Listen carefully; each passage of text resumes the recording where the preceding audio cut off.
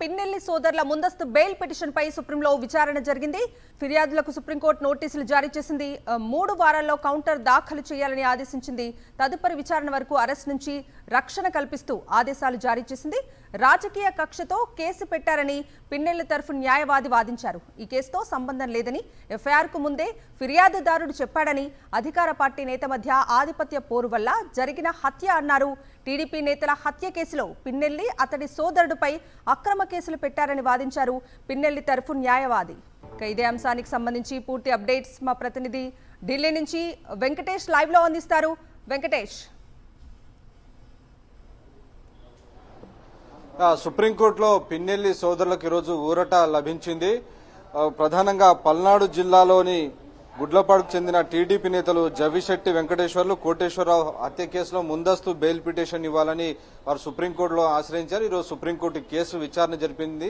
ఈ సందర్భంగా ఫిర్యాదుదారికి, ప్రతివాదులకు అలాగే ఆంధ్రప్రదేశ్ ప్రభుత్వానికి సుప్రీంకోర్టు నోటీసులు జారీ చేసింది. 3 వారాల్లో దానిపైన సమాధానం చెప్పాలని ఆదేశించింది. అప్పటి వరకు అరెస్టు నుంచి రక్షణ కల్పిస్తూ మధ్యంతర ఉత్తర్వులు కూడా ఇచ్చింది. ప్రధానంగా ఈ సందర్భంగా సుప్రీంకోర్టు కొన్ని కీలక వ్యాఖ్యలు చేసింది.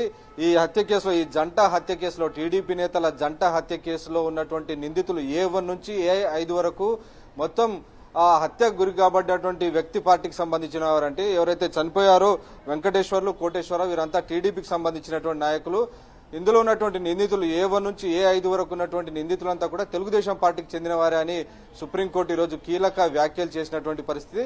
అయితే ఈ కేసులో అక్రమంగా ఇటు పిన్నెల్లి రామకృష్ణారెడ్డి అలాగే పిన్నెల్లి వెంకటరామరెడ్డి ఆ ఇద్దరిపైన కూడా తెలుగుదేశం పార్టీ అక్రమంగా కేసులు బనాయించి వారిని అరెస్ట్ చేసేందుకు ప్రయత్నం చేసింది. సో ఆ నేపథ్యంలోనే ఈరోజు వారు సుప్రీంకోర్టును ఆశ్రయించి ముందస్తు బెయిల్ కోసం సుప్రీంకోర్టును ఆశ్రయించారు. ఆ మేరకు పిన్నెల్లి సోదరుల తరపున సీనియర్ న్యాయవాది సిద్ధార్థ దవే వాదనలు వినిపించారు. జస్టిస్ విక్రమ్నాథ్, జస్టిస్ సందీప్ మెహతా ధర్మాసనం ఈ కేసును విచారణ జరిపిన తర్వాత ఖచ్చితంగా ఈ అంశానికి సంబంధించినటువంటి విషయంలో ఆంధ్రప్రదేశ్ ప్రభుత్వానికి అలాగే ప్రతివాదులకు కూడా నోటీసులు జారీ చేసింది. 3 వారాల్లోగా ఈ అంశం పైన ముందస్తు బెయిల్ పిటిషన్ పైన తమ కౌంటర్లు దాఖలు చేయాలని, ఆ తర్వాత ఈ కేసుకు సంబంధించినటువంటి తుది నిర్ణయం తీసుకుంటామని సుప్రీంకోర్టు స్పష్టం చేసింది. ఈ సందర్భంగా పిన్నెల్లి సోదరుల తరపున సిద్ధార్థ దవే వాదనలు వినిపిస్తూ ప్రధానంగా ఈ కేసు పూర్తిగా రాజకీయ కక్ష సాధింపులో భాగంగానే ఈ కేసు పెట్టారు.